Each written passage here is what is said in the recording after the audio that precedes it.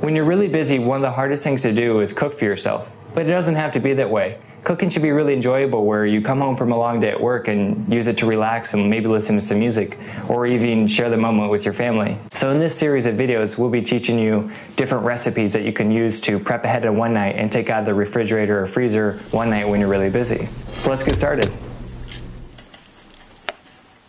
The recipe we're making today is the Leisure Gamer pasta sauce. This sauce is so great because not only is it more flavorful than anything you can buy in the store, but it can be used for a variety of different dishes.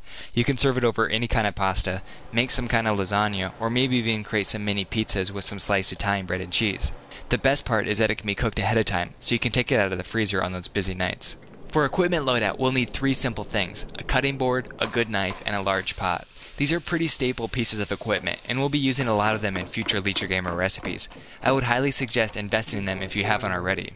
You can find the recipe listed in the description below. If you want, copy and paste the recipe into a text document and then print it out if that's easier for you to cook and read with. Or just play and pause the video while you're cooking, that will work too. For the ingredients, we'll start with the aromatics. These are the vegetables that are going to add a lot of flavor and nutrition into the sauce. The three main aromatics are onions, carrots, and celery. This combination actually has a very special name in cooking called a mirepoix, and the exact measurements of a mirepoix are 2 parts onions to 1 part carrot and 1 part celery. If you look closely, you'll notice a lot of sauces, soups, and other dishes have these main aromatics in them, and this won't be the last time that you'll see them in a Leisure Gamer recipe either. Let's start with the onion. In total, you'll need 1 medium-sized onion, either yellow or white. Cut off both ends and remove the outside layer of the skin. You'll need to dice the onion, and the easiest way to do this is to cut the onion in half, and then taking one half at a time, cut horizontally toward the root end without cutting all the way through. And then you want to rotate the onion and cut vertically, following the contours of the onion. Finally, turn the onion and cut straight down, resulting in an even dice. When the cutting gets tricky at the end, just place the remaining onion face down on the board and dice it in the easiest way possible for you. For carrots, you're going to need about 2 to 3 medium-sized ones. Start by peeling them, and we're going to want to cut an equal-sized dice, so if one end's really thick, go ahead and cut it in half so the dice will be more uniform. This also creates a flat cutting surface, so then the carrot won't roll on you when you're trying to cut them, which is safer anyway. Cut all the carrots crosswise to create a small dice. Cut off the ends of 2 stalks of celery and dice them crosswise like the carrots. Oh, and don't forget to wash your produce if need be, and sorry if that's a no-brainer. You're going to need 1 green pepper. Cut it in half and remove the seeds and ribs. I like to have a garbage bowl next to me when I'm cooking so I can keep my cutting area clean. But go ahead and quarter the green pepper. Then take each quarter and slice them thinly. Rotate the slices and then cut them crosswise to form a dice. Repeat the steps until all the pepper is cut. You can't have an Italian sauce without garlic, so we're going to need lots of it. In total, we're going to use 8 cloves, unless you want to save some time and then you can use garlic powder.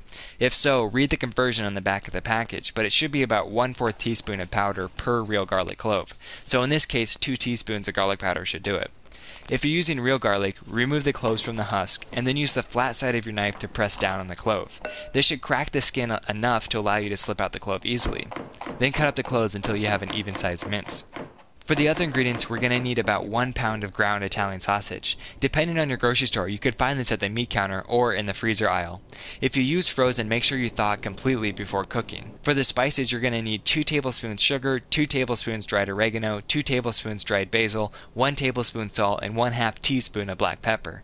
Lastly, 3 15-ounce cans of tomato sauce and 1 large can of tomato puree, which should be about 1 pound and 13 ounces a can. Start by heating a large pot over medium heat. Once it's hot, go ahead and add about 1 to 2 tablespoons of oil. This will prevent the meat from sticking to the pot. Well, at least minimize the amount of sticking, that is. Add the ground sausage, and you don't want to set the heat too high at first or you'll scorch the meat. Instead, gradually raise the temperature if you need to once the meat is already cooking. Continue to cook until the meat is nicely browned. You might have to use a spatula or maybe a potato masher to chop up the meat while it's cooking.